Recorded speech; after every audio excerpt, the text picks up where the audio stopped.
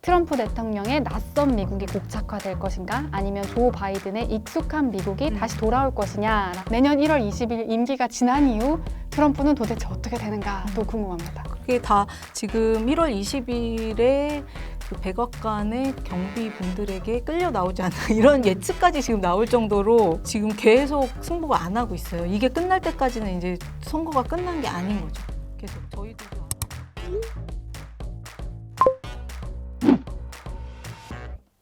안녕하세요. 듣동나 이지상입니다. 오늘은 제가 보통나 진행자로 인사드리는데요. 유튜브를 보고 계시는 분들은 저를 원희로 기억하시는 분들도 계시겠지만 저는 사실 팟캐스트에서 정치나 국제 관련한 콘텐츠를 제작하고 진행하고 있기도 합니다.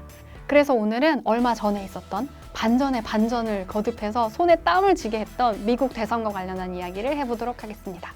네, 듣동나에서 세계는 그리고 영희는 코너를 진행하고 계시는 분이죠. 중앙일보 국제부의 이영희 기자님 모셨습니다. 안녕하세요. 안녕하세요. 네, 유튜브 독자님들께도 인사 부탁드려요. 안녕하세요. 중앙일보 국제부의 이영희 기자입니다. 근데 목소리로 여러 번 들으셨을 텐데 처음으로 인사드리네요. 사실 저는 올해 선거를 이렇게까지 제가 집중해서 볼 필요가 있나 싶을 정도로 낮에 처음에 봤는데 계속 보게 되고 그러더라고요. 이게 계속 엎치락 뒤치락 해서 그랬던 것 같아요. 네.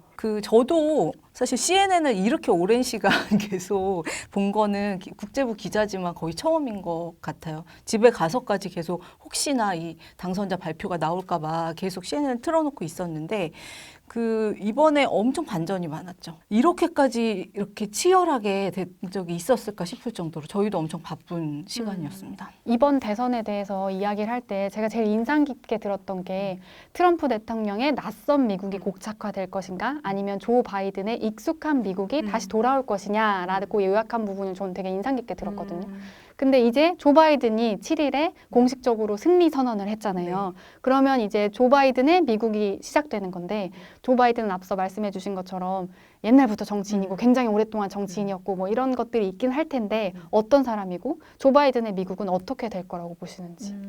일단 조 바이든이라는 분은 한국에는 그렇게까지 막 알려져 있지 않았죠. 부통령이긴 하지만 근데 미국 사람들은 그의 역사와 그의 아픔과 뭐 이런 것들을 굉장히 많이 알고 있는 것 같아요. 워낙 올해 50년 지금 29에 처음 상원의원이 됐으니까 50년 가까이 계속 정치를 하고 있는 사람이기 때문에 상원의원 계속했고 부통령 후보, 대선 후보도 2번이나 나갔다가 떨어졌지만 나갔고 그렇게 정치계에서 되게 잔뼈가 굵은 그런 사람이었고 정치적으로는 굉장히 중도파인데 사람들이 바이든 되게 친절한 조 아저씨 막 이렇게 얘기하잖아요. 그러니까 캐릭터가 굉장히 유한 캐릭터인 것 같아요. 부드러운 그런 느낌에 그리고 실제로 가정사에도 되게 아픔이 많이 있었고 처음에 상원의원이 되고 나서 갑자기 교통사고를 당해가지고 부인하고 딸이 사망을 했고 아들들도 그때 다쳤고요. 그리고 그러니 본인도 이제 뇌 동맥류 같은 게 있어가지고 2번이나 죽을 고비를 넘겼고 그리고 2015년에는 그 아들이 이제 정치적으로 자기의 후계자 같은 아들이 또 사망을 하게 됩니다. 그래서 그런 개인적인 아픔을 많이 겪어서 본인이 그거에 되게 공감 능력이 뛰어난 그런 사람으로 사람들이 친근하게 느끼고 있는 그런 정치인이라고 볼 수 있고요.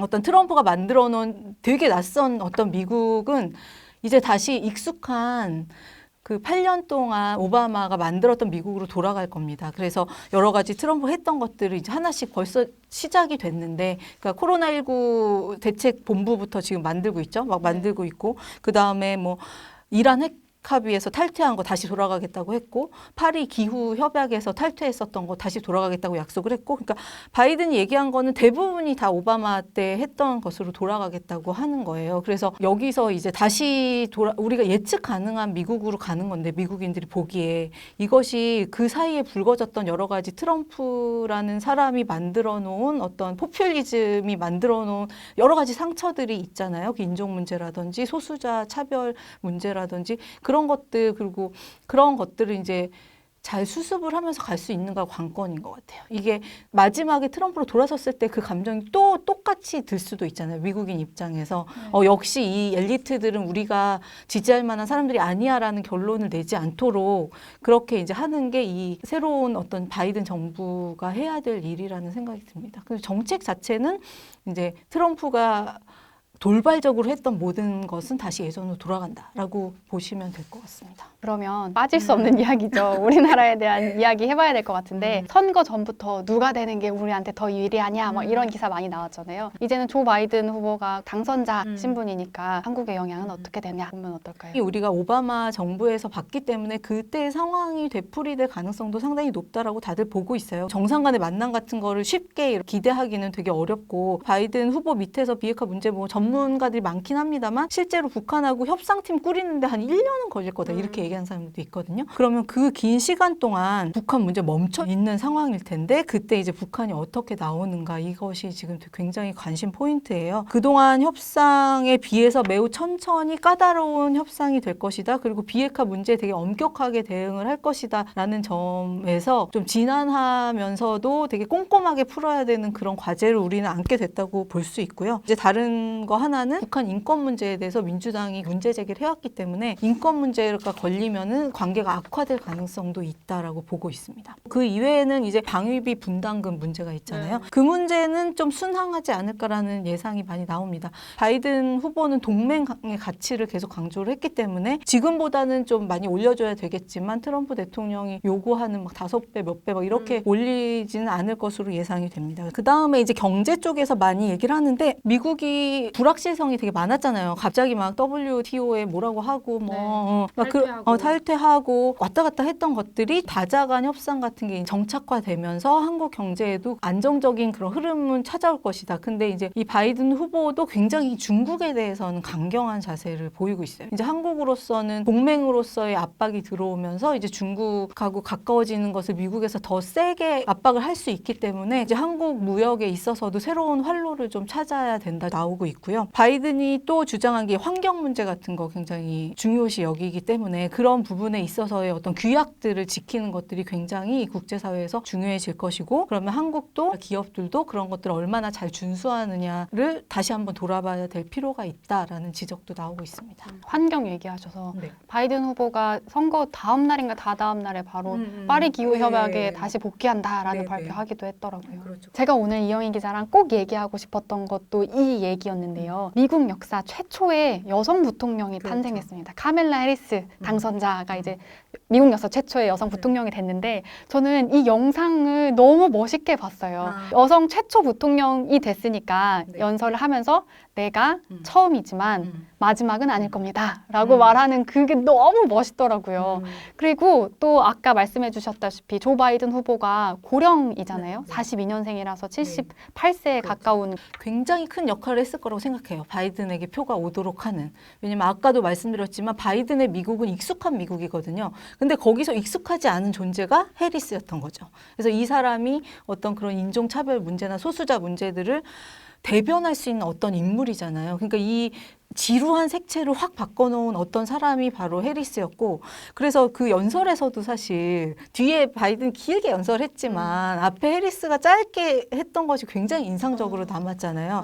그래서 지금은 이미 막 해리스가 너무 여러 곳에서 미국에서도 굉장히 주목을 받고 있는데 그 해리스에 대해서 간단히 얘기해 보면은 그러니까 아프리카계이면서 아시아계인 거죠. 아버지는 자메이카 출신이고 어머니는 인도 출신이고 그래서 최초의 여성 부통령일 뿐만이 아니라 최초의 아시아계 흑인 여성 부통령이 된 거죠. 그래서 미국 유권자들이 이 바이든 선택할 때 아까 말했던 반인종주의 증오가 더 이상 존재하지 않는 미국을 만들겠다라는 것을 생각하면서 아마도 해리스를 생각을 했을 가능성이 높다라고 미국 언론들도 얘기를 하고 있습니다.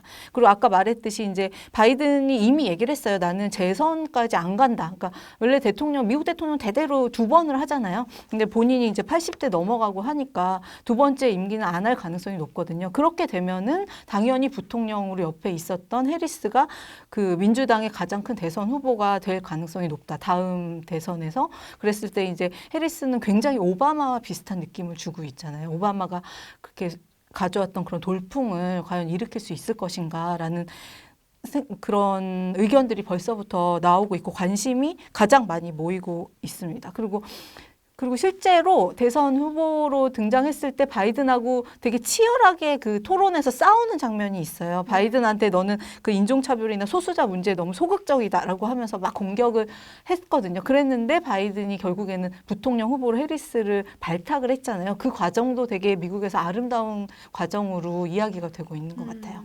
바이든이 교육 정책을 펼친 것 중에 열악한 지역에 있는 아이들을 부자 학교에 못 보내게 그거에 좀 그러니까 섞는 정책을 반대하는 입장을 펼쳤었거든요. 그래서 그 대선 후보 토론회 때 카멜라 해리스가 내가 그 혜택을 받아서 이 자리에 온 사람이다. 나는 열악한 동네 출신이었는데 그 정책을 통해서 좋은 학교에 갈 수 있었고 그래서 내가 공부를 해서 이 자리에 와서 당신 앞에 서 있습니다. 라는 했던 그 대사가 되게 저는 기억이 나가지고 그 카멜라 해리스가 연설을 했을 때 흰 옷을 입고 나왔잖아요. 그 승리 연설하는 그 장면에서 흰 옷을 입었었는데 그게 이유가 있다라고 얘기를 했었는데 그래서 왜 그랬는지를 봤더니 서프라제트라고 해서 예전에는 여성에게 아예 투표권이 없었잖아요. 그래서 그 투표권을 얻기 위해 투쟁했던 역사가 있고 그 투쟁에 참여했던 여성 참정권 운동가들이 흰 옷을 입으면서 투쟁을 했었거든요. 그래서 그거를 상징하기 위해서 카멜라 해리스가 흰 옷을 입고 여성 부통령이 최초의 역사적인 인물이 되어서 흰 옷을 입고 연설을 했다라는 거에서 굉장히 의미를 부여했고 저도 그걸 되게 눈여겨보게 됐던 것 같아요. 그래서 여러 가지 아마도 해리스가 이제 4년 후에 굉장히 주목받을 가능성이 높은데 이제 그것은 바이든 정권이 어느 정도나 그 미국을 잘 통합으로 갖고 가느냐가 되게 중요한 문제라고 생각해요. 오히려 지금 나왔기 때문에 4년 후에는 식상한 느낌을 줄 수도 있잖아요. 지금은 너무너무 신선하고 그런 되게 좋은 이미지로 되어 있지만 그래서 이 정권이 어떻게 가느냐가 이제 차기 미국의 흑인 여성 대통령이 과연 나올 수 있는가를 결정하는 그런 어떤 시간이 되지 않을까 생각합니다. 마지막으로 여쭤보고 싶은 건 트럼프 그래서 어떻게 되는가 인데 일단 승복하지 않고 있잖아요. 그래서 그 이유는 어떻게 되는가 궁금하기도 하고 내년 1월 20일 임기가 지난 이후 트럼프는 도대체 어떻게 되는가 또 궁금합니다. 지금 1월 20일에 그 백악관의 경비분들에게 끌려 나오지 않는 이런 예측까지 지금 나올 정도로 승복을 안 하고 있어요. 이게 끝날 때까지는 이제 선거가 끝난 게 아닌 거죠. 나중에는 정말 그 상하원에서 누구 당선자를 결정할 수 있는 상황까지 갈 수도 있습니다. 그렇게까지 가는 거는 너무 큰 혼란을 가져오기 때문에 트럼프를 설득하려는 사람들이 막 움직이고 있죠. 백악관 내에서도 상당히 의견이 갈리고 있다고 하는데 아들들은 계속 버텨야 된다. 우리가 이긴 선거다라고 주장을 하고 있고 사위 쿠슈너 선임 보좌관이나 부인 멜라니아 등등은 여기서 우아하게 내려오자라고 얘기를 하고 있고 공화당 내부에서도 상당히 많은 인사들이 이제 승복해야 된다라고 얘기를 하고 있습니다. 그래서 8일날 조지 W 부시 대통령이 사실 공화당의 뭐라 그럴까 그루 같은 존재예요. 지금 가장 그 어르신 같은 분이 이제 트럼프 대통령한테 선거 개표에 대해서 재검토 요구하는 건 정당한 권리긴 하지만 이번 선거 굉장히 정당했다. 그리고 결과에 큰 문제가 없다고 생각한다라고 하면서 우회적으로 이제 승복해라고 이제 얘기를 한 거죠. 계속 이렇게 버티는 이유는 뭐냐라고 했을 때 계속 하지 못했을 경우를 두려워하고 있다라는 그런 예측이 대부분이죠. 여성 문제도 많았고 세금을 거의 안 냈다라는 것들이 있었죠. 그런 각종 소송들이 이제 걸려 있는 거예요. 그것들이 대통령 신분 벗는 순간 시작되는 거죠. 그러면은 이렇게 하다 정말 감옥에 갈 수도 있는 상황이잖아요. 본인과 가족의 안전을 위해서 지금 끝까지 버틴다. 대법원이 지금 보수가 6명이 있기 때문에 대법원에서 유리하게 판결을 해주지 않겠나라고 기대를 하면서 계속 버티고 있는 거라고 얘기를 하고 있습니다. 그래서 결국에는 그 자기의 거취와 관련해서 바이든 후보하고 모종의 거래를 한 후에 승복 선언을 할 가능성도 있다라는 얘기도 나옵니다. 예전에 실제로 리처드 닉슨 대통령이 그 재임 중에 워터게이트 사건이 터졌잖아요. 범죄자잖아요. 네. 그랬는데 죄는 이때 그거를 사면해주는 그런 선례가 있었기 때문에 트럼프 대통령 케이스는 다릅니다만 이게 대통령 되기 전부터 사업하면서부터 있었던 여러 문제이기 때문에 다르긴 하지만 정치적 거래 같은 거를 원하는 게 아니냐라는 얘기도 나오고 있습니다. 트럼프 대통령도 계속 뭔가 트위터에 아직 안 끝났어라고 올리다가 어느 날 갑자기 이게 다 무슨 소용이야 이런 걸 올렸어요. 소송을 하면 이게 다 무슨 소용인가. 그래서 혹시 좀 약간 신경의 변화가 있나? 라는 생각이 들게 이렇게까지 설득을 하면은 승복을 결국 하게 되지 않을까. 이게 희망적인 관측인데요. 그렇게 생각을 하고 있습니다. 흥미롭네요. 네. 네, 오늘 이영희 기자와 함께 미국 대선 얘기 너무너무 흥미진진했는데요. 다들 어떻게 들으셨는지 너무 궁금합니다. 듣동나와 함께하는 시간, 우리가 더 똑똑해지는 시간.